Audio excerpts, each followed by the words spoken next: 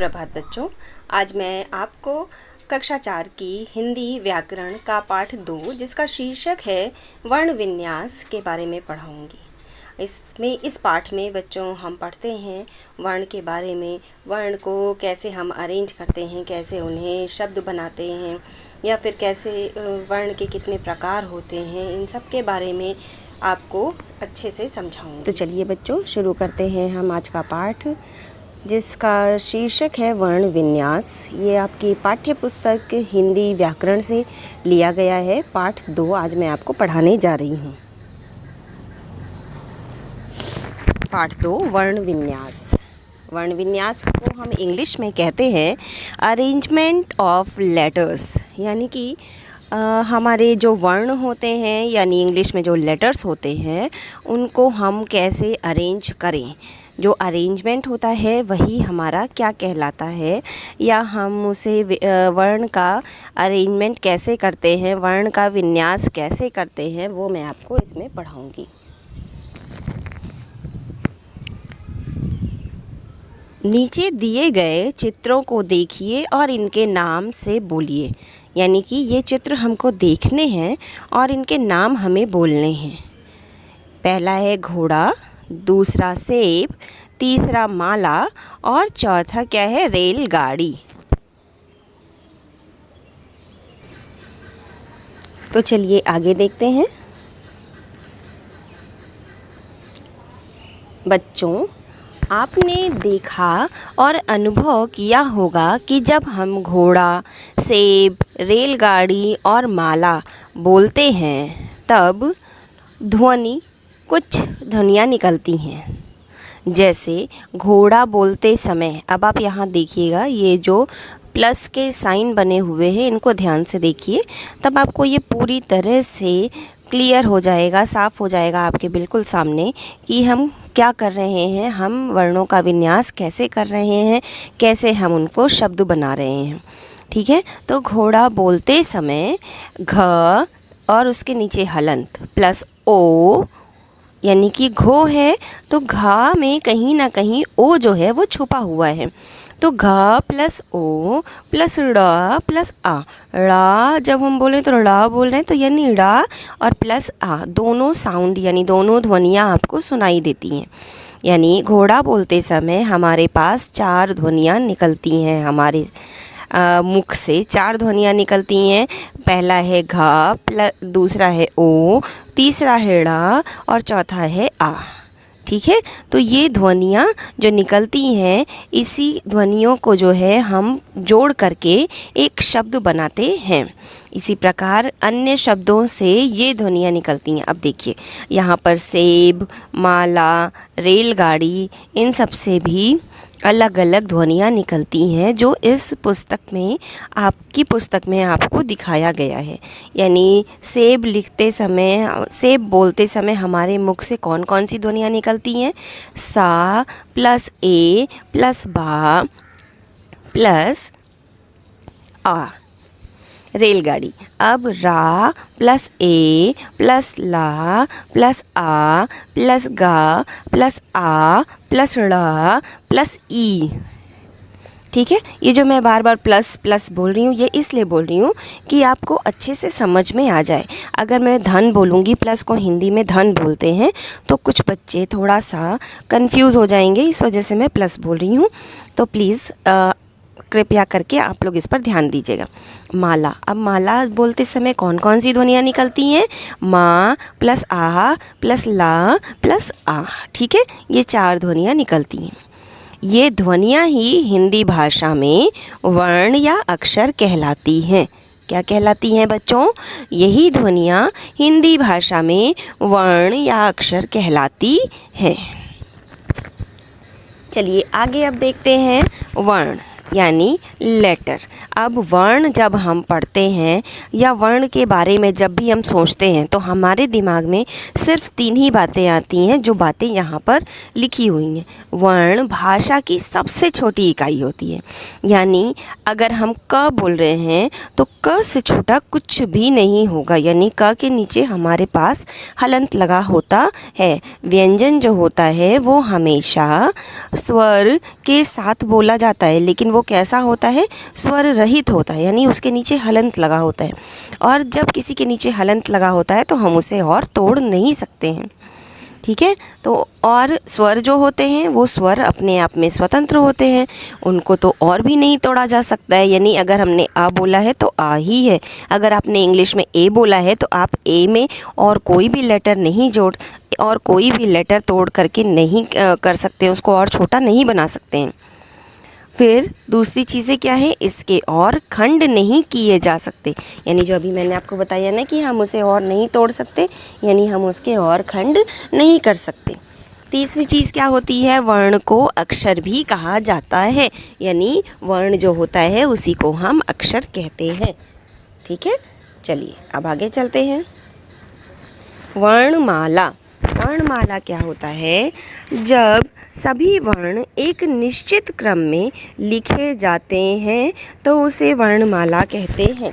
यानी एक निश्चित क्रम में लिखे जाने का क्या मतलब, यानी एक लाइन से लिखे जाते हैं, यानी कि हमने उसे इधर उधर नहीं फेंक दिया, हमने उसे अरेंज करके उसे एक लाइन में लिखा, तो यही हमारी वर्णमाला हो जाती है, जिसे आप इंग्लिश में अल्फ़ाबेट कहते हैं। ओके, ठीक है बच्चों।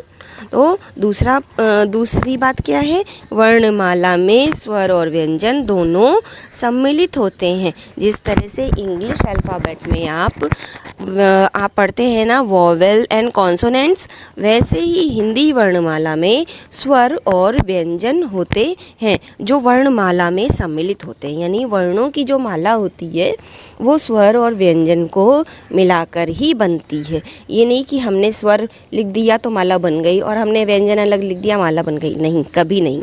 हमको माला बनाने के लिए स्वर और व्यंजन दोनों की ज़रूरत होती है, ठीक है बच्चों। अब चलिए आगे चलते हैं। वर्ण के प्रकार यानी काइंड्स ऑफ लेटर, यानी हिंदी भाषा में वर्ण 2 प्रकार के हैं। यानी हिंदी भाषा में वर्ण 2 प्रकार के हैं, इंग्लिश में भी तो 2 प्रकार के होते हैं ना, कॉन्सोनेंट्स एंड वोवेल्स, तो इसी प्रकार हिंदी में भी 2 प्रकार के होते हैं, स्वर यानी वोवेल एंड व्यंजन यानी कॉन्सोनेंट।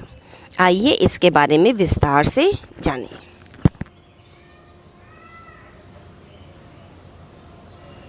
स्वर। स्वर क्या होता है, जो आपने भी पढ़ा वॉवेल, ठीक है। तो ये स्वतंत्र ध्वनियाँ हैं, इनके उच्चारण में किसी अन्य वर्ण की सहायता नहीं लेनी पड़ती। हिंदी में 11 स्वर हैं। हिंदी में कितने स्वर होते हैं, 11 स्वर होते हैं, और लिखा है ये स्वतंत्र ध्वनियाँ हैं, यानी कि इनको बोलने के लिए हमको किसी भी और वर्ण की ज़रूरत नहीं होती है। जैसे व्यंजन को बोलने के लिए हमको स्वर की ज़रूरत पड़ती है, लेकिन स्वर को बोलने के लिए हमें कभी भी व्यंजन की ज़रूरत नहीं पड़ती है, ठीक है। तो ये क्या हो जाता है, ये इनके उच्चारण में किसी अन्य वर्ण की सहायता नहीं लेनी पड़ती, ठीक है। हिंदी में 11 स्वर होते हैं। अब कौन कौन से स्वर होते हैं, यहाँ देखिए एक मोर बना हुआ है, वहाँ पे लिखा है स्वर, और वो 11 स्वर इसमें दिखाए गए हैं, अ आ ई उ री ए ऐ ओ औ, ये सारे स्वर होते हैं। अब इधर आ जाइए तो यहाँ देखेंगे आप अंग और आहा भी वर्ण में ही आते हैं। इनकी गिनती अब स्वरों के साथ ही की जाती है, परंतु इनका स्थान स्वर के बाद और व्यंजन से पहले होता है। चलिए आगे हम पढ़ते हैं। यहाँ क्या दिया हुआ है, इसे अनुस्वार कहते हैं, यानी अंग है, अंग को हम क्या कहते हैं बेटा, अनुस्वार। यानी जब किसी लेटर पे जब किसी अक्षर पर एक छोटी सी बिंदी हम लगा देते हैं अक्षर के ऊपर, तो उसी को हम अनुस्वार कहते हैं। इसका उच्चारण कहाँ से होता है, नाक से। आप बोलेंगे अंग, हंस, कंस, देखिए नाक से आपका उच्चारण हो रहा है। तो अंग का चिन्ह इस प्रकार से होता है, यानी किसी भी अक्षर के ऊपर एक बिंदु लगा देना। उदाहरण हंस, कंस, कंगन, चिंकारा, यानी एक जो बिंदु होता है साधारण सा, उसे क्या कहते हैं? अनुस्वार कहते हैं। चलिए आगे पढ़ते हैं। आहा, इसे विसर्ग कहते हैं। क्या कहते हैं? इसे विसर्ग कहते हैं। इसका प्रयोग व्यंजन के बाद किया जाता है। इसका उच्चारण प्रायः हा की तरह होता है। आहा का चिन्ह 2 डॉट आपको दिख रहा है ना, ऐसा होता है। उदाहरण के लिए देखिए, प्रातः और अतः, इन दोनों के बाद 2 डॉट लगा हुआ है, इसी को हम क्या कहते हैं? विसर्ग कहते हैं। यानी इसे विसर्ग कहा जाता है। आहा के चिन्ह को क्या कहा जाता है बेटा? विसर्ग।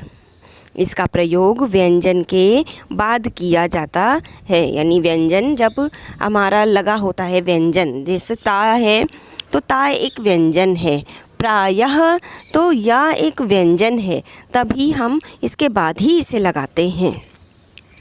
कभी भी आप स्वर के बाद विसर्ग का प्रयोग नहीं कर सकते, जबकि अनुस्वार का प्रयोग आप स्वर और व्यंजन दोनों पर कर सकते हैं। तो इसका उच्चारण प्रायः क्या होता है? हा की तरह होता है, यानी अक्सर हा की तरह ही इसका उच्चारण, हमेशा हा की तरह ही इसका उच्चारण होता है। आहा का चिन्ह 2 डॉट की तरह देखिए यहाँ ब्रैकेट में बना हुआ है ना, होता है। ठीक है, अब देखिए विसर्ग का प्रयोग केवल तत्सम, तत्सम का मतलब होता है संस्कृत से आए शब्दों में होता है, यानी है देखिए प्रातः, अतः, प्रायः, ये सब संस्कृत से आए हुए शब्द हैं जिसे हिंदी भाषा में मान्यता दी गई है। ठीक है, चलिए आगे चलते हैं। आगे देखें, अंग, आहा, यहाँ देखिए अंग है और अ है, आहा नहीं अ है, सॉरी। इस अंग को हम अनुनासिक कहते हैं। इसका उच्चारण नाक और गले दोनों से होता है। अंग का चिन्ह ऐसे चंद्र बिंदु जैसा होता है। उदाहरण के लिए चांद, 5, आँख और कांटा। आप देखिए जब भी बोलेंगे तो आपका नाक भी, आप अपने नाक का भी प्रयोग कर रहे हैं और गले से भी आवाज़ निकल रही है, यानी चांद, 5, आँख और कांटा, यानी आपके गले पर भी जोर पड़ रहा है और नाक पर भी। ठीक है, तो ये क्या होता है? इसे हम अनुनासिक कहते हैं। जो चंद्र बिंदु आपको दिखे तो उसे समझ लीजिए कि वो अनुनासिक है। क्या है? अनुनासिक। आ क्या होता है? अंग्रेजी प्रभाव के कारण अ की गिनती अब स्वरों में की जाने लगी है, यानी अ को हम स्वर में गिनते हैं। ठीक है, यह आ और ओ के बीच की ध्वनि है, ना तो ये पूरी तरह से आ है और ना ही पूरी तरह से ओ है। ये उन दोनों के बीच की ध्वनि है। किन दोनों के बीच की ध्वनि? आ और ओ के बीच की ध्वनि है। अ का प्रयोग केवल अंग्रेजी से हिंदी में आए शब्दों में होता है, यानी कुछ ऐसे शब्द हैं जिनको अंग्रेजी से लिया गया है और उनको भी हिंदी भाषा में मान्यता मिली है, यानी हम उनका प्रयोग भी हिंदी भाषा में कर सकते हैं। तो अ का प्रयोग केवल अंग्रेजी से आए हुए शब्दों में ही होता है, जैसे डॉक्टर। डॉक्टर अब एक ये अंग्रेजी वर्ड है।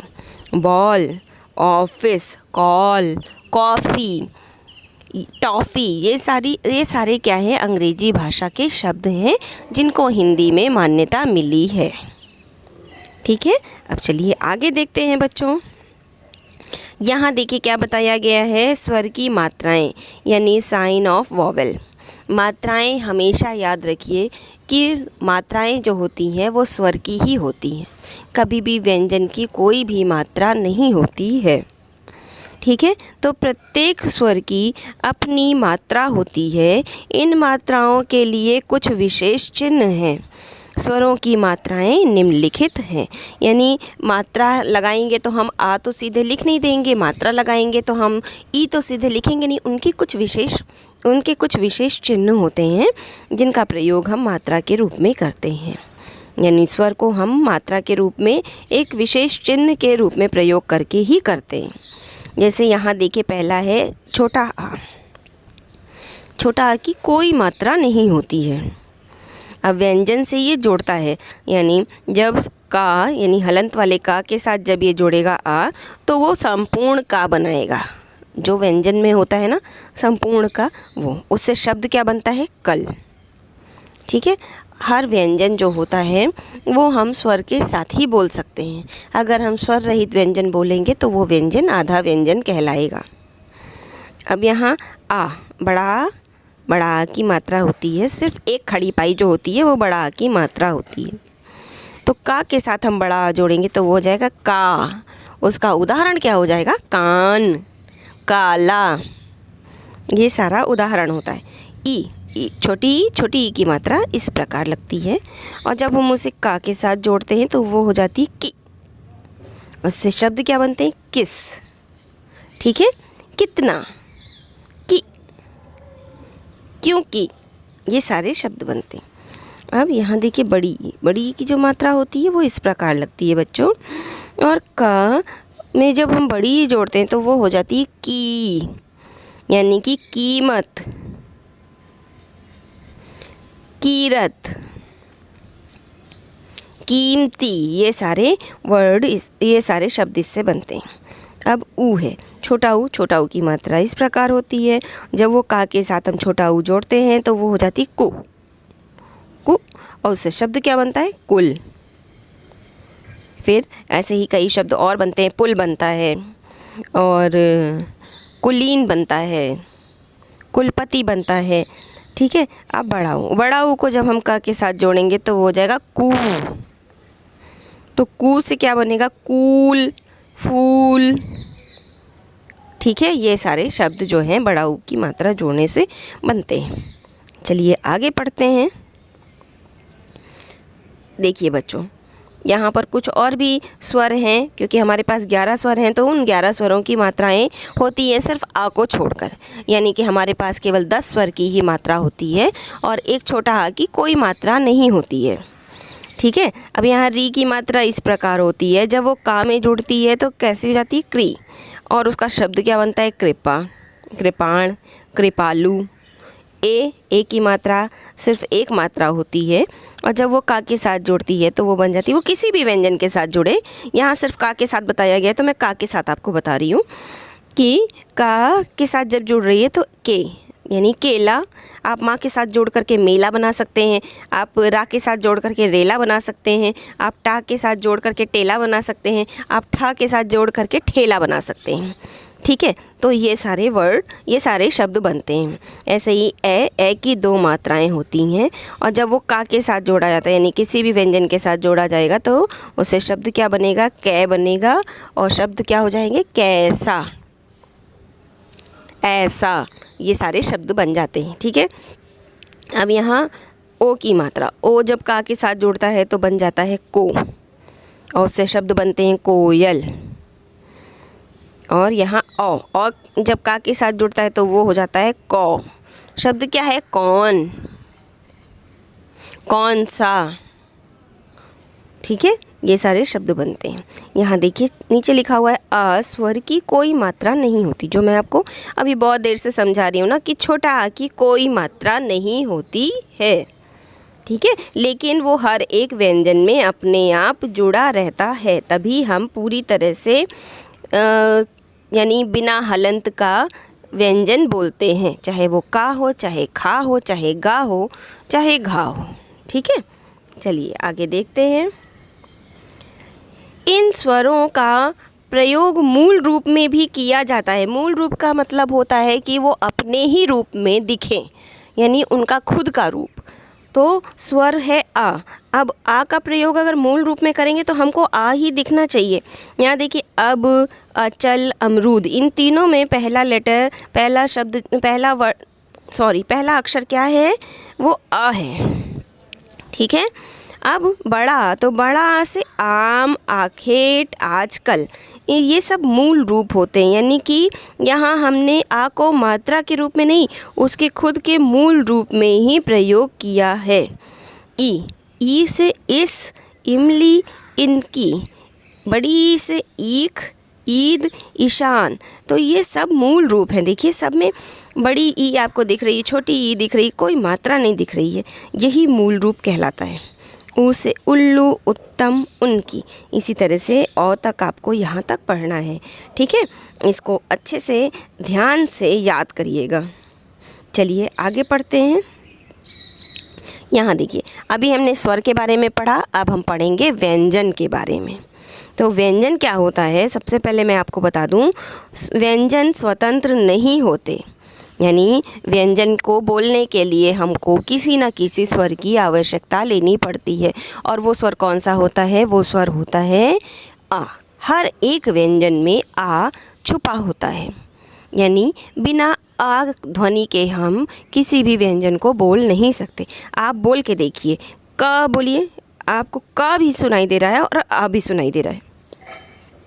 इसी तरह से आप खा बोलेंगे तो आपको खा भी सुनाई देगा और आ भी सुनाई देगा, ठीक है। तो यहाँ का, ख, ग, घ, अंगा, इसी प्रकार च, छ, ज, झ, इया, फिर उसके बाद ट, ठ, ड, ढ, अड़ा, त, थ, द, ध, न, पा, फा, बा, भ, म, य, र, ला, व, श, श, स, ह। ये सब, इन सब में आपको अ ध्वनि जरूर आएगी, यानी आ जो है इसमें छिपा हुआ है। तो इसके उच्चारण में स्वर की सहायता लेनी पड़ती है, यानी व्यंजन को बोलने के लिए हमको स्वर की सहायता लेनी पड़ती है, जो इसमें खुद ब खुद छुपा हुआ है। यहाँ देखिए सभी व्यंजनों में आ स्वर मिला होता है, यानी मिक्स होता है, यानी हमने का, हलंत वाले का को और प्लस आ को मिला दिया और बन गया का, ठीक है। हिंदी में 35 व्यंजन हैं। कितने व्यंजन हैं? 35। पहले 33 थे, अब 35 हो गए। क्यों? क्योंकि ये सड़क वाले ड़ा और ये देखिए यहाँ पे पढ़ाई वाले ढ़ा को भी जोड़ दिया गया, ठीक है। ड़ा और ढ़ा, डा और ढा के विकसित रूप हैं। इनकी गिनती अब व्यंजनों के साथ ही होती है। पहले इनकी गिनती व्यंजनों के साथ नहीं होती थी, इनको अन्य वर्ण में गिना जाता था, लेकिन अब इनकी गिनती जो है व्यंजनों के साथ ही होती है। तो चलिए बच्चों अब आगे देखते हैं। संयुक्त व्यंजन यानी ज्वाइंट कॉन्सोनेंट। ज्वाइंट का मतलब होता है जोड़े हुए और कॉन्सोनेंट का मतलब होता है व्यंजन, यानी संयुक्त को हम जुड़े हुए भी कह सकते हैं, ठीक है। तो जुड़े हुए व्यंजन यानी कि दो व्यंजन ही जुड़े होंगे, यहाँ कहीं भी स्वर का प्रयोग नहीं होगा। जब हम दो व्यंजनों को आपस में जोड़ते हैं तो वो संयुक्त व्यंजन कहलाते हैं। ये मुख्यतः 4 प्रकार के होते हैं बच्चों, छ, त्र, ज्ञा एंड श्र। ये 4 संयुक्त व्यंजन हैं। ये दो व्यंजनों के मेल से बने। अब चलिए देखते हैं ये चारों संयुक्त व्यंजन कौन कौन से व्यंजन से मिलकर बने हैं। छ किस व्यंजन से मिलकर बना है? आधा का और पूरा पूरा शा, यानी कि शा में जो है आ मिला हुआ है। इनसे जो शब्द बनते हैं वो है क्षत्रिय, कक्षा, रक्षा। इसी तरह से त्रा है तो त्रा आधा ता प्लस रा, इन दो व्यंजनों के मेल से बनता है। इसका शब्द है त्रिकोण, मात्रा, छात्रा। इसी तरह से ज्ञा है तो ज्ञा भी दो व्यंजनों के मेल से बनता है, ज प्लस इया, यानी यज्ञ, ज्ञान और ज्ञाता। ये शब्द इनसे बनते हैं।